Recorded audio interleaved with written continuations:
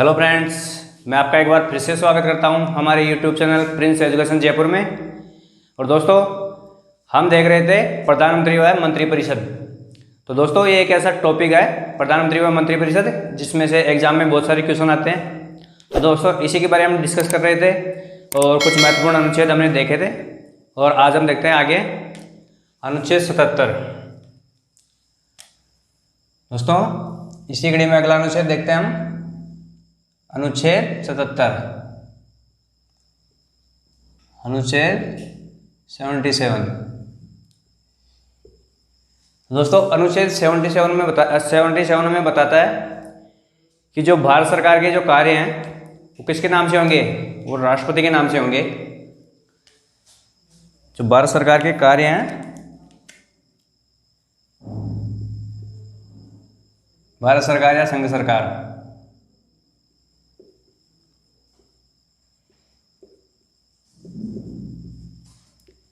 जो कार्य हैं ये किसके नाम से होंगे?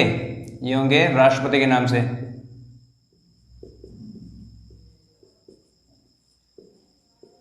राष्ट्रपति के नाम से होंगे।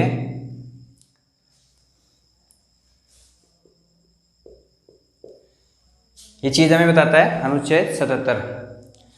तो दोस्तों, इसके अलावा एक चीज और बताता है अनुच्छेद 77 कि जो मंत्रियों के बीच विभागों का बंटवारा और जो बंटवारे के जो विभागों के बंटवारे के जो नियम, ये कौन बनाएगा? ये भी राष्ट्रपति बनाएगा। लेकिन ये किसकी सलाह पर बनाएगा दोस्तों? ये बनाएगा हमारे प्रधानमंत्री की सलाह पर। इनके नियम बनाएगा राष्ट्रपति।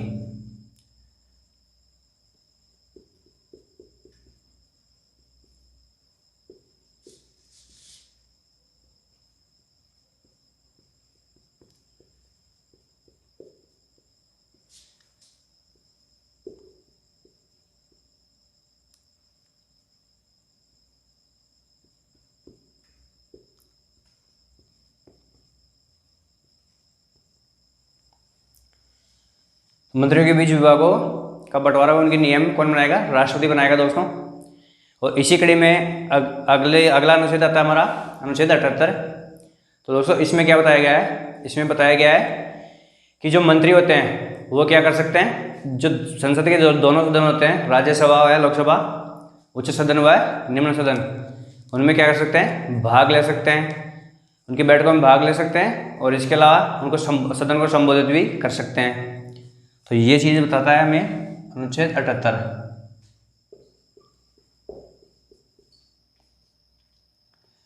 क्या बताता है दोस्तों? ये बताता है कि जो मंत्री होते हैं ये क्या करेंगे? ये जो संसद के दोनों सदन होते हैं,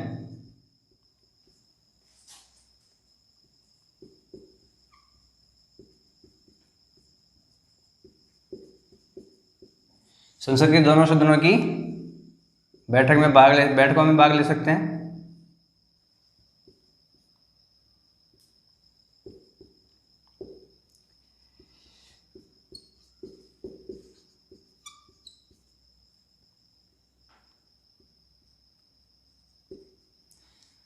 भाग ले सकते हैं। इसके अलावा दूसरा कार्य ये कर सकते हैं कि जो सदन है उसको क्या कर सकते हैं?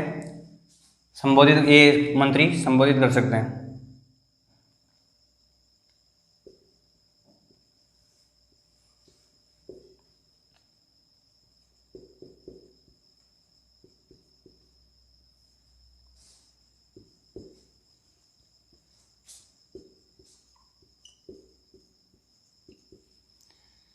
तो ये चीज़ थी अनुच्छेद 78 में। अब दोस्तों, हम वापस से आते हैं अनुच्छेद 74, अनुच्छेद 74 पे वापस आते हैं, जिसमें क्या बताया गया है कि राष्ट्रपति को सहायता व सलाह देने के लिए क्या होगी? एक मंत्रिपरिषद होगी। तो उसी के बारे में हम चर्चा करते हैं। कौन सा अनुच्छेद? अनुच्छेद 74।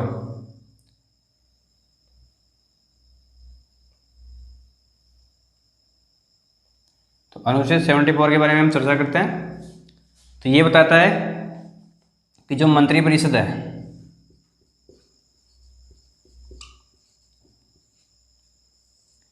मंत्रिपरिषद, तो दोस्तों इसमें कितने प्रकार के मंत्री होंगे, कितने स्तर के मंत्री होंगे, इस बारे में अनुच्छेद 74 में बताता है। तो हम देखते हैं कि कितने प्रकार के मंत्री होंगे।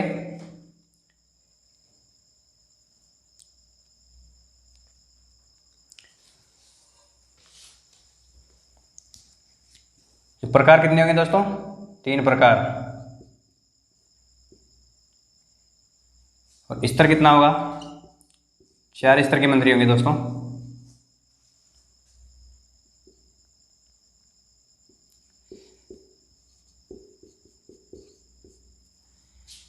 किसमें होंगे दोस्तों? मंत्री परिषद में 3 प्रकार और 4 स्तर के मंत्री होंगे।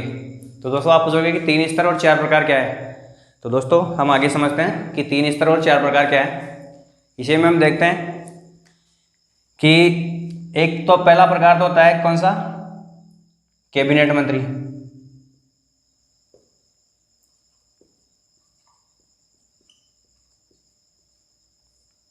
कैबिनेट मंत्री। तो दोस्तों जो कैबिनेट मंत्री होते हैं ये होते हैं प्रथम स्तर के मंत्री। एक तो क्या है, एक तो प्रकार हो गया इनका कि पहला प्रकार के जो पहले प्रकार के मंत्री कौन से हो गए? कैबिनेट मंत्री। और इसके अलावा जो स्तर कौन सा होता है इनका? पहला स्तर होता है। प्रथम स्तर के मंत्री यही होते हैं कैबिनेट मंत्री। तो जो कैबिनेट मंत्री होते हैं ये क्या होते हैं? जो इनका स्वयं का विभाग होता है।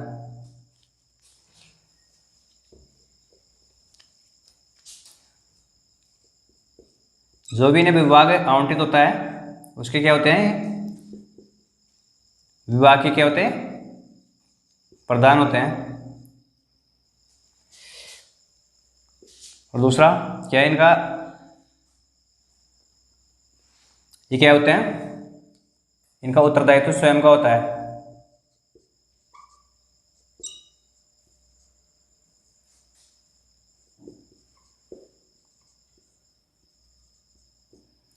स्वयं का उत्तरदायित्व होता है।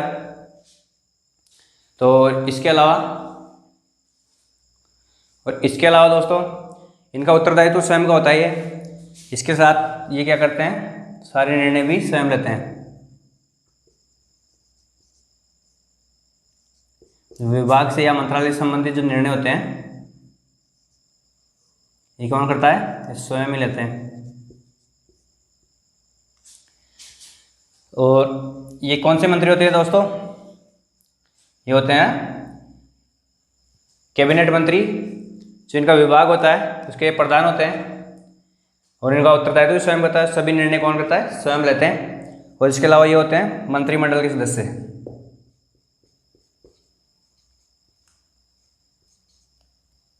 जो मंत्रिमंडल होता है दोस्तों उसके सदस्य होते हैं। तो दोस्तों मंत्रिमंडल में केवल कैबिनेट मंत्री शामिल होते हैं। ये चीज़ मैं पहले भी आपको एक्सप्लेन कर चुका हूँ। इसमें केवल कैबिनेट स्तर के ही मंत्री होते हैं। जो अन्य स्तर के जो मंत्री होते हैं वो मंत्रिमंडल में नहीं आते हैं। तो ये चीज़ थी। इसके अलावा जो कैबिनेट मंत्री होते हैं ये प्रथम स्तर के मंत्री होते हैं। और दोस्तों जो ये मंत्रिमंडल शब्द है ये क्या था? ये मूल संविधान में नहीं था। मंत्रिमंडल शब्द का उल्लेख मूल संविधान में नहीं किया गया। ये सब चीज़ें मैं आपको पहले बता चुका हूँ लेकिन एक बार और बता रहा हूँ। इसका उल्लेख किया गया दोस्तों जो अनुच्छेद 352 अनुच्छेद 3 कौन सा? अनुच्छेद 352 अनुच्छेद 352 के तहत इसका उल्लेख किया गया है।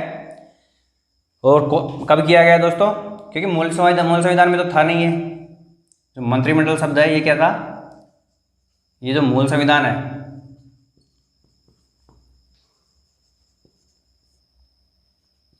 क्या था? इसमें नहीं था।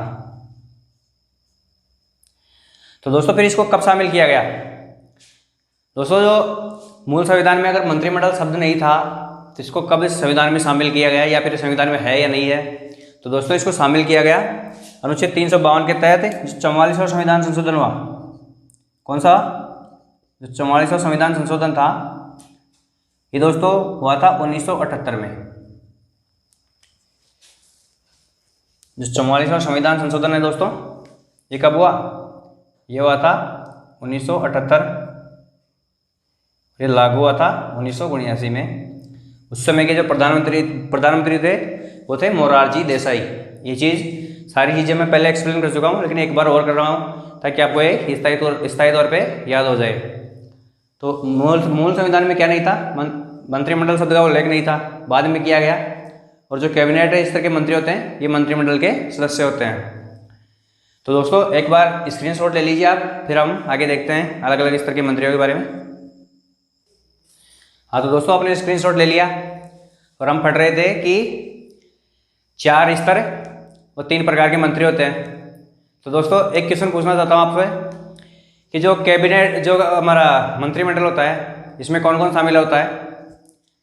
तो दोस्तों इसमें अगर क्वेश्चन आ जाए आपके पास कि केवल कैबिनेट मंत्री, और उसमें ऑप्शन में दे कि प्रधानमंत्री प्लस कैबिनेट मंत्री, या केवल कैबिनेट मंत्री, या फिर राज्य मंत्री, तो वहाँ पे दोस्तों आपको करना है केवल जो प्रधानमंत्री प्लस कैबिनेट मंत्री, ये क्या होते हैं, मंत्रिमंडल में शामिल होते हैं दोस्तों।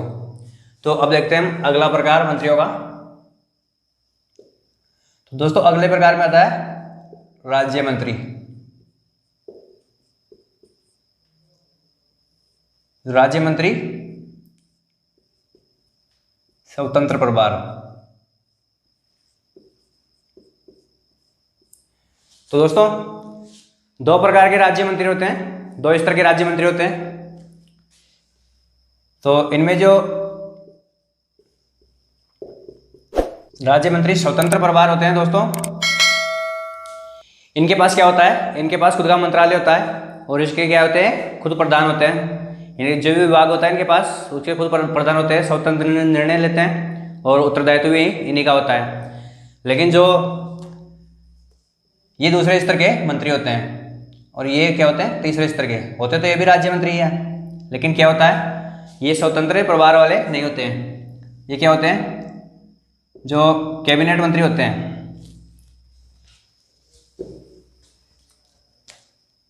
क्या होते हैं, कैबिनेट मंत्री।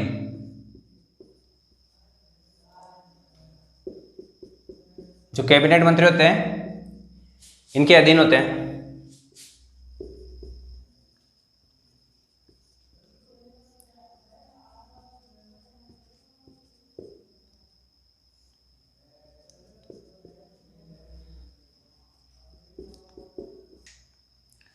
तो दोस्तों राज्य मंत्री कैबिनेट मंत्रियों के क्या होते हैं, अधीन होते हैं, इनकी सहायता के लिए होते हैं। इनके पास अपना मंत्रालय नहीं होता। क्या नहीं होता, मंत्रालय नहीं होता। और इसके अलावा दोस्तों जो चौथे स्तर के मंत्री होते हैं, कौन से, तीसरे प्रकार के व चौथे स्तर के उपमंत्री। उपमंत्री क्या होते हैं, ये सबसे निचले स्तर के मंत्री होते हैं।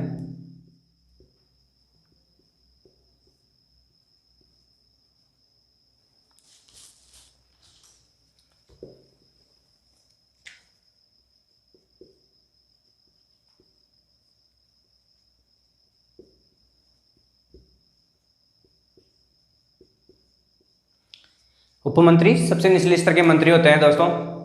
तो ये 4 प्रकार के, 4 स्तर और 3 प्रकार के मंत्री मैंने आपको बताए हैं। और इसके अलावा दोस्तों एक होते हैं संसदीय सचिव। संसदीय सचिव दोस्तों ये क्या होते हैं, ये मंत्रिपरिषद का भाग नहीं होते हैं।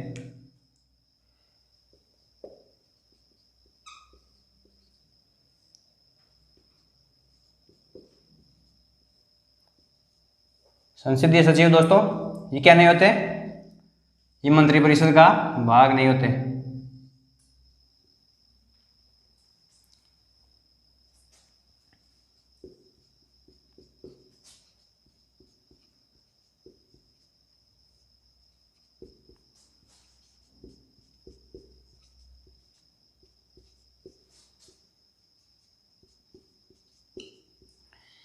दोस्तों जो संसदीय सचिव होते हैं, तो इन्हें संसदीय सचिव की नियुक्ति क्यों की जाती है दोस्तों।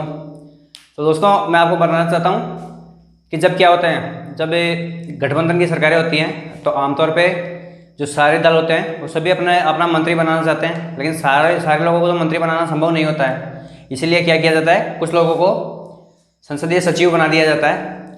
इनका दर्जा तो राज्य मंत्री के बराबर होता है, लेकिन क्या इनके पास कोई मंत्रालय वगैरह नहीं होता है। और ये क्या होते हैं, मंत्रिपरिषद का भाग भी नहीं होते हैं। दर्जा इनका राज्य मंत्री के बराबर होता है।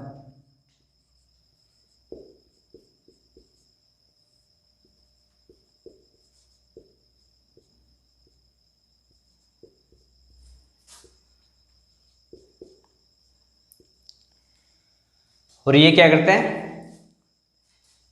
इन्हें जो शपथ दिलाता है वो होता है प्रधानमंत्री। इन्हें इनकी नियुक्ति भी कौन करता है, प्रधानमंत्री करता है, और इन्हें शपथ भी प्रधानमंत्री दिलाता है।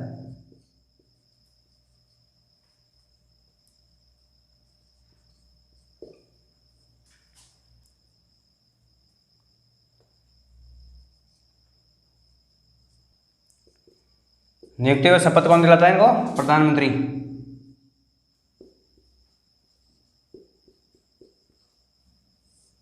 और ये अपना इस्तीफा भी किसको देते हैं, प्रधानमंत्री को ही देते हैं। इस्तीफा यानी बर्खास्त करना हो तो कौन करेगा, वो प्रधानमंत्री करेगा।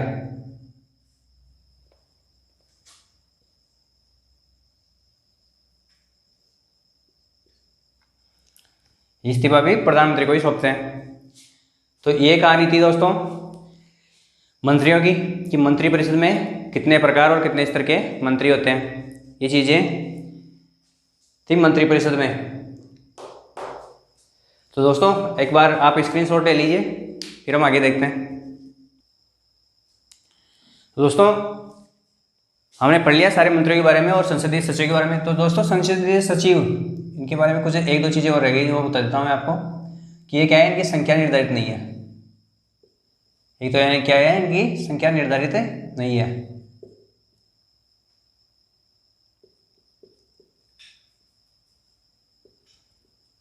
दूसरा, इनका संविधान में उल्लेख नहीं है।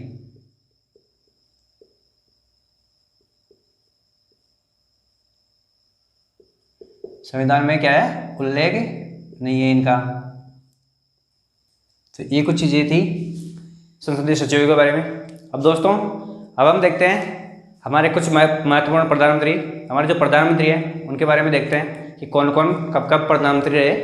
तो इन चीज़ों को आज हम देख लेते हैं। तो इसी कड़ी में आगे बढ़ते हैं हम। तो हमारे पहले प्रधानमंत्री आते हैं पंडित जवाहरलाल नेहरू।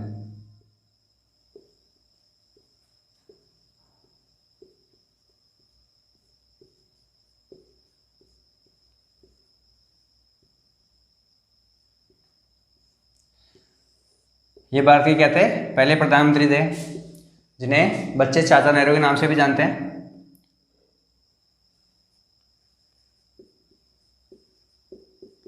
कौन से प्रधानमंत्री थे दोस्तों, ये पहले प्रधानमंत्री थे। और ये कितने समय तक, सर्वाधिक समय तक ये प्रधानमंत्री रहे। अब तक का जो सर्वाधिक समय है कितना, 17 ईयर, 17 वर्ष तक ये भारत के प्रधानमंत्री रहे पंडित जवाहरलाल नेहरू। और दोस्तों इसी के साथ साथ ये क्या थे, भारत के विदेश सचिव भी थे, विदेश मंत्री। क्या थे, विदेश मंत्री।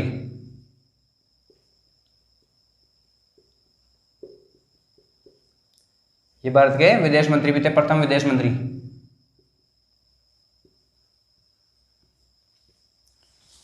सर्वाधिक समय तक प्रधान जो विदेश मंत्री है वो रहने वाले भी यही इंसान है, पंडित जवाहरलाल नेहरू।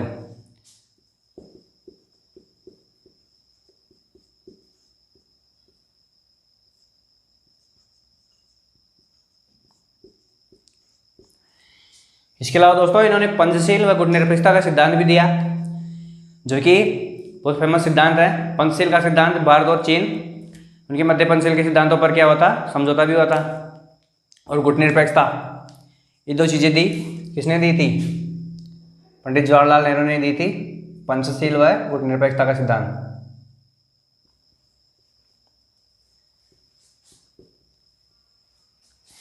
गुटनिरपेक्षता, तो दोस्तों इन चीज़ों को मैं पहले डिफाइन कर चुका हूँ, लेकिन एक बार और कर देता हूँ। पंचशील 5 सिद्धांत थे दोस्तों, जो शांति के, विश्व शांति के लिए दिए गए थे। और इसके अलावा जो गुटनिरपेक्षता, दोस्तों उस समय जब पंडित नेहरू क्या बने थे, प्रधानमंत्री बने थे, उसमें क्या है, अमेरिका और रूस के मध्य शीत युद्ध छिड़ा हुआ था। तो उसी उसी उसी से दूर रहने के लिए और विश्व के अन्य देशों को हथियारों की होड़ से और जो गुटों की होड़ है उससे बचाने के लिए क्या किया गया था, उससे बचाने के लिए क्या किया था, गुटनिरपेक्षता का सिद्धांत दिया गया था। और ये किस किस ने दिया था दोस्तों? इसमें बड़ा योगदान हमारे पंडित नेहरू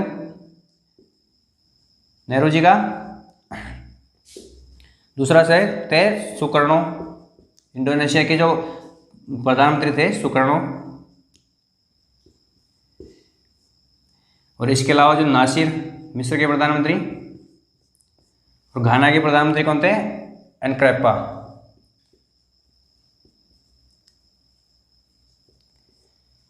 ये चार लोग थे। गुटनिरपेक्षता का सिद्धांत देने में इनका बड़ा योगदान था। तो दोस्तों ये थी कुछ बातें। और इसके अलावा एक जो पंडित नेहरू है, इनकी कुछ बुक है वो भी बहुत बड़ी फेमस है, जिनमें से एग्जाम में क्वेश्चन आते हैं। जिनमें से एक है डिस्कवरी ऑफ इंडिया।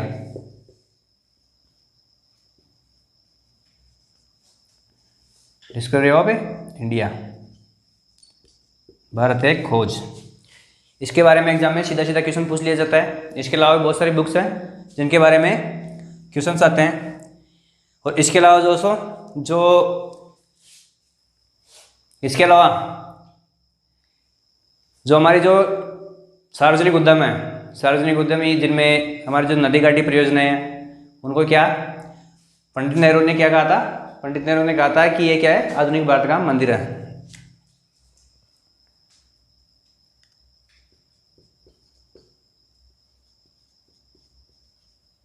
सार्वजनिक उद्यम के बारे में कहा था इन्होंने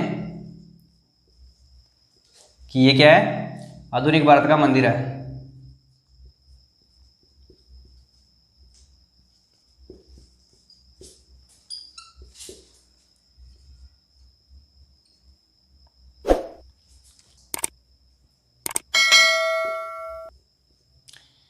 दोस्तों पंडित नेहरू ने सार्वजनिक उद्यम है उनको क्या कहा है, आधुनिक भारत का मंदिर है।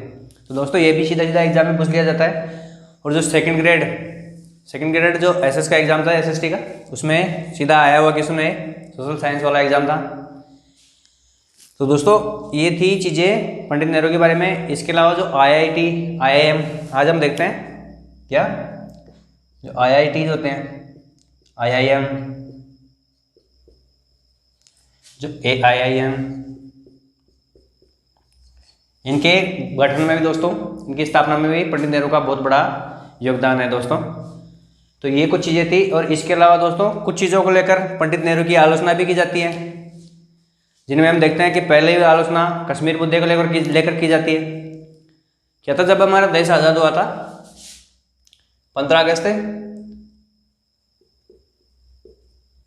1947 को जब हमारा देश आज़ाद हुआ था, तब क्या था, जो जम्मू कश्मीर JNK, ये क्या था, भारत का भाग नहीं था दोस्तों।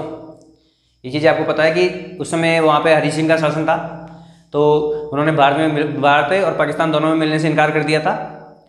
और वहाँ पे क्या था, ये भारत का उस समय भाग नहीं बना था। लेकिन जब पाकिस्तान ने कबायलियों के रूप में वहाँ पे आक्रमण किया, तो क्या किया, तो वहाँ के राजा हरी सिंह ने क्या किया, मजबूर होकर भारत में विलय पत्र पर हस्ताक्षर कर दिए। कब किए? ये किए अक्टूबर 1947 में। तो 26 अक्टूबर 1947 है, उस समय क्या किया, तो दबाव में आकर जो हरी सिंह थे, जब पाकिस्तान के जो कबायली आक्रमण हो गया, उस समय जो हरी सिंह ने 26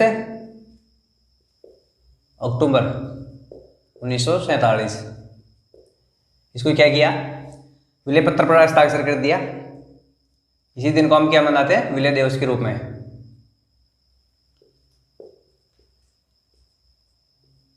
विलय दिवस के रूप में इसी दिन को हम मनाते हैं।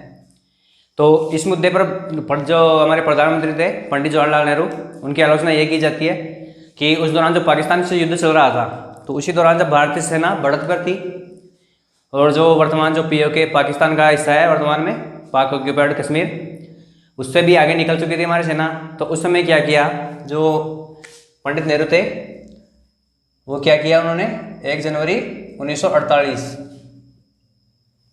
इस मुद्दे को लेकर कहाँ चले गए? यूएनओ। यूएनओ में लेकर इस मुद्दे, कश्मीर मुद्दे को लेकर पहुंच गए। तो वहाँ पे शांति समझौता हुआ और सीज फायर हुआ भारत और पाकिस्तान के बीच में। तो क्या हुआ, उसमें जो भारत की जो सेना थी वो पूर्व स्थिति में आने के लिए बोला गया।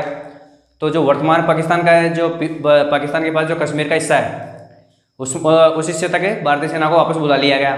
तो इसी मुद्दे पर पंडित नेहरू की आलोचना की जाती है कि अगर उस समय नेहरू इस मुद्दे को यूएनओ में नहीं लेकर जाते तो क्या होता कि उस समय पाकिस्तान को हम निपटा चुके होते, आज कश्मीर समस्या होती ही नहीं। तो एक मुद्दा तो ये है कि जब भी पंडित नेहरू की आलोचना की जाती है इस मुद्दे को लेकर, और इसके अलावा और मुद्दे, एक मुद्दा है जो हमारे राज्य हैं उनका भाषाई आधार पर गठन को लेकर, उस मुद्दे पर भी नेहरू की आलोचना की गई, जबरदस्त विरोध हुआ उस समय। जो जेवीपी समिति थी, कौन सी समिति? जेवीपी समिति, इसका गठन किया गया 1949 में इसका गठन किया गया जेवीपी समिति का। तो जेवीपी समिति के बारे में पहले आपको बता चुका हूँ, पर एक बार और बता देता हूँ। जो पंडित जवाहरलाल नेहरू, सरदार वल्लभ भाई पटेल और पट्टाभी सीतारमैया, इनके नेतृत्व में एक समिति का गठन किया गया जो कि राज्य पुनर्गठन के संबंध में इनको क्या देना था? रिपोर्ट देनी थी। तो 1949 में इसका गठन हुआ और 1952 में इन्होंने क्या दी? अपनी रिपोर्ट दी। तो इन्होंने साफ साफ मना कर दिया कि प्रशासनिक आधार पर राज्यों का गठन होगा, ना कि भाषाई आधार पर। तो उसी समय 1953 में, 1952 में ही क्या है, जो कांग्रेस के एक थे पोट्टी श्रीरामुलु, कौन थे? पोट्टी श्रीरामुलु। मैंने आपको पहले बताया, लेकिन एक बार और बताता हूँ। जो पोट्टी श्रीरामुलु थे, उन्होंने आमरण अनशन शुरू कर दिया और इसी अनशन के दौरान जो 1953 है, 1953 में क्या हो गया? इनका निधन हो गया, इनकी मृत्यु हो गई। उपवास के दौरान ही, आमरण अनशन के दौरान ही क्या हो गई? मृत्यु हो गई। तो इसी के कारण दबाव में आकर पंडित जो नेहरू थे उनको भाषाई आधार पर आंध्रा स्टेट का गठन करना पड़ा। और उसी दौरान क्या, आंध्रा स्टेट जो वर्तमान आंध्र प्रदेश है, उसी समय आंध्रा स्टेट का दर्जा दिया गया था, आंध्रा स्टेट बनाया गया था। तो वहाँ पे बहुत ज़बरदस्त विरोध हुआ और ज़बरदस्त हिंसा हुई। तो इसी मुद्दे को लेकर एक बार इनकी आलोचना की जाती है। इसके बाद में एक समिति का गठन किया गया जो राज्य पुनर्गठन आयोग से संबंधित थी, फजल अली समिति, जिसे राज्य पुनर्गठन आयोग के नाम से हम जानते हैं। इसमें इसके 2 सदस्य और थे, एमएन कुंजरू, जो हृदयनाथ कुंजरू, और एक सदस्य और थे। तो उन्होंने क्या किया कि भाषाई आधार पर राज्यों का गठन होगा, लेकिन कुछ और राज्यों का, बाकी राज्यों का नहीं किया जाएगा, केवल आंध्रा के। तो ये चीज़ें उन समितियों ने प्रस्तुत की और इनके बारे में हम पहले भी डिस्कस कर चुके हैं। और इसके अलावा आप स्क्रीनशॉट ले लीजिए इसका, तो बाकी और देखते हैं कि किस किस मुद्दे पर और नेहरू का विरोध किया जाता है। तो दोस्तों, आपने स्क्रीनशॉट ले लिया। अब हम देखते हैं आगे कि पंडित नेहरू ने और क्या कार्यों के बारे में इनकी आलोचना की जाती है। एक था दोस्तों हमारा फर्स्ट अमेंडमेंट, जो फर्स्ट संविधान संशोधन था हमारा,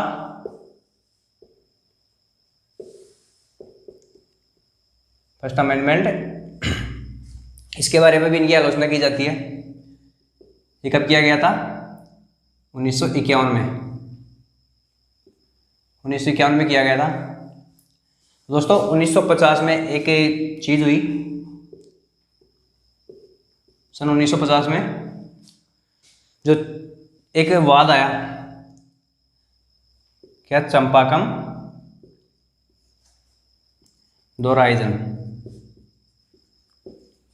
चंपाकम दोराइजन बनाम मद्रास राज्य।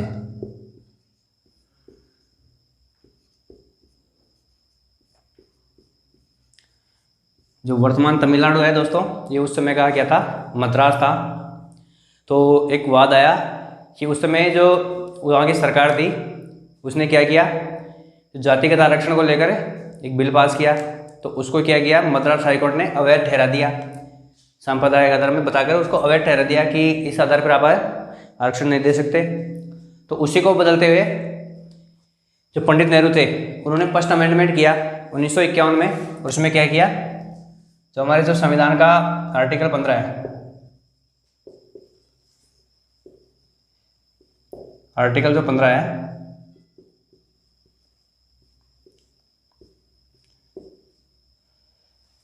संविधान का आर्टिकल 15, इसका भाग इसमें एक धारा जोड़ी गई 4। उसमें क्या किया गया, जातिगत आरक्षण को मान्यता दी गई और आरक्षण के संबंध में प्रावधान किया गया।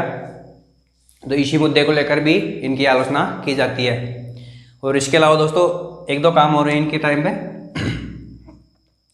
जो 1953 में बलवंत राय मेहता समिति,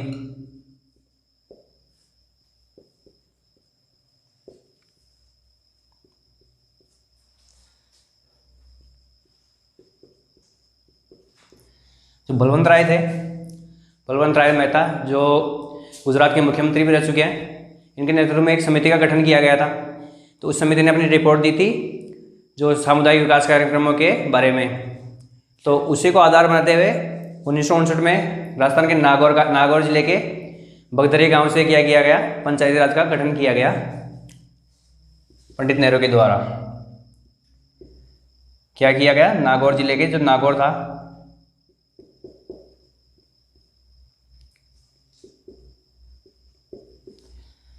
नागौर जिला था, उसका एक गांव था बगदरी।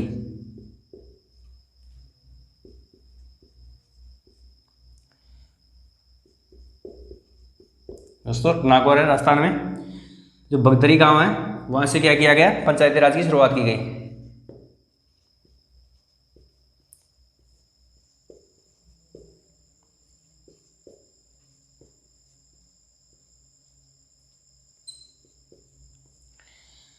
पंचायती राज की शुरुआत की गई नागौर से। और दोस्तों इसे जो पंचायती राज को पूर्ण रूप से अपनाने वाला पहला राज्य था आंध्र प्रदेश। तो पंचायती राज की शुरुआत तो की गई नागौर जिले के बगदरी गांव से, और ये बलवंत राय मेहता समिति की सिफारिश पर की गई। कब की गई दोस्तों, ये की गई 1959 में। 1959 में इसकी की गई। इसके अलावा जो एक आयोग था 1953 में जिसकी स्थापना की गई, काका कालेलकर आयोग।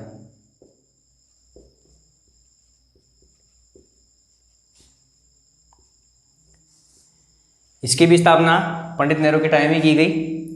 तो काका कालेलकर जो आयोग था, इसने जो पिछड़े वर्ग हैं, पिछड़े वर्गों की दशा के बारे में समीक्षा रिपोर्ट पेश की थी इन्होंने।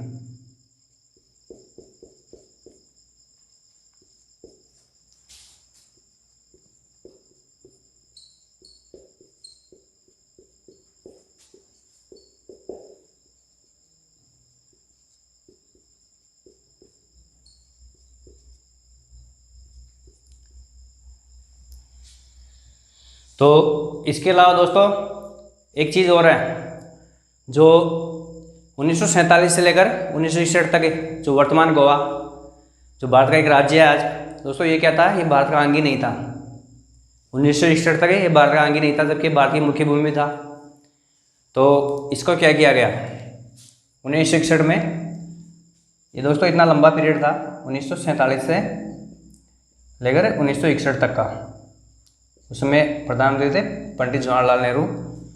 तो उस समय भारत की मुख्य भूमि में होकर भी गोवा के अधीन था, भारत का अंग नहीं था। ये किसके अधीन था, जो वर्तमान गोवा है ये पुर्तगालियों के अधीन था दोस्तों। जो पुर्तगाली थे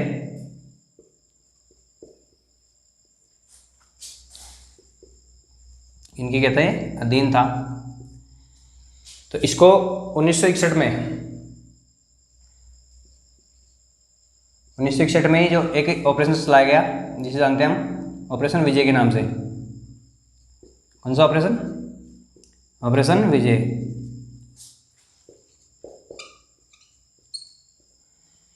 ऑपरेशन विजय के नाम से हम जानते हैं इसको। ऑपरेशन विजय के चलाकर गोवा को भारत में मिलाया गया। और दोस्तों आज भी जो पुर्तगाली जो संस्कृति है उसकी छाप गोवा में देखी जा सकती है। तो इतने लंबे समय तक गोवा पुर्तगालियों के अधीन रहा। तो यही कारण है कि आज गोवा में आज भी पुर्तगाली संस्कृति की छाप देखी जा सकती है। तो ये कुछ चीज़ें थी और दोस्तों इसके अलावा एक चीज़ और है, जो 1962 का चीन युद्ध है, भारत चीन युद्ध। कब का दोस्तों? 1962 में युद्ध हुआ, किसके मध्य? भारत व चीन के मध्य।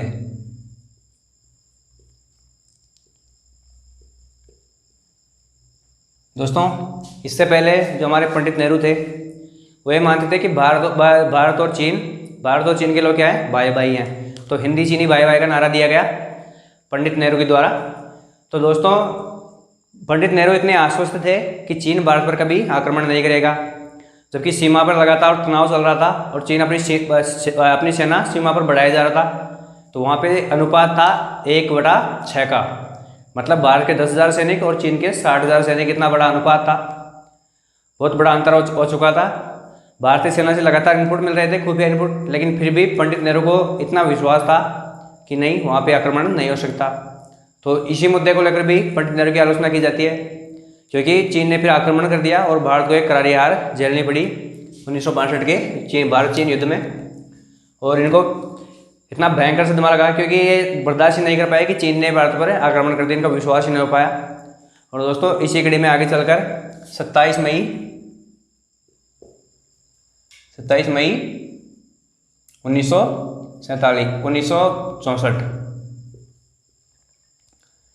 27 मई 1964 को क्या हुआ? इनका निधन हो गया, पंडित नेहरू का निधन हो गया। तो भारत के पहले प्रधानमंत्री, जिनका शासन कितने समय तक रहा? 17 सालों तक इन्होंने कार्य किया प्रधानमंत्री के रूप में। और बहुत सी अच्छी यादें और बहुत से कुछ एक भूल तो नहीं कह सकते, लेकिन एक ऐसा जख्म जो उनके दिल में अंत तक रहा, 1962 का भारत चीन युद्ध। तो दोस्तों बहुत सारी चीज़ें की हमारे जो पहले प्रधानमंत्री थे पंडित जवाहरलाल नेहरू ने 1946 से लेकर 1964 तक। तो दोस्तों हमारे जो प्रथम प्रधानमंत्री थे उनका सिद्धांत दिया गया पंचशील का और गुटनिरपेक्षता का। दोस्तों ये आज भी प्रासंगिक है, तो बहुत सारी चीज़ें उन्होंने की। तो दोस्तों बाकी जो प्रधानमंत्री हैं अगली क्लास में हम उनके बारे में देखेंगे। लेकिन दोस्तों आज जो मैंने पढ़ाया है दोस्तों, मुझे लगता है कि जो एग्ज़ाम में क्वेश्चन बनते हैं दोस्तों इससे बाहर नहीं बनेंगे। और अगर एग्ज़ाम में इसमें से क्वेश्चन आते हैं तो दोस्तों आपके गलत भी नहीं होंगे, क्योंकि मैंने बहुत ही अच्छी तरह से आपको बताने की कोशिश की है और उम्मीद है आपने बहुत अच्छी तरह से समझा होगा। अगर आपने ध्यान देकर समझा है तो आपका क्वेश्चन एग्जाम में गलत नहीं होगा दोस्तों। और आप मिलते हैं और मुख्यमंत्रियों के बारे में आगे बात करेंगे नेक्स्ट क्लास में। तब तक के लिए थैंक यू वेरी मच।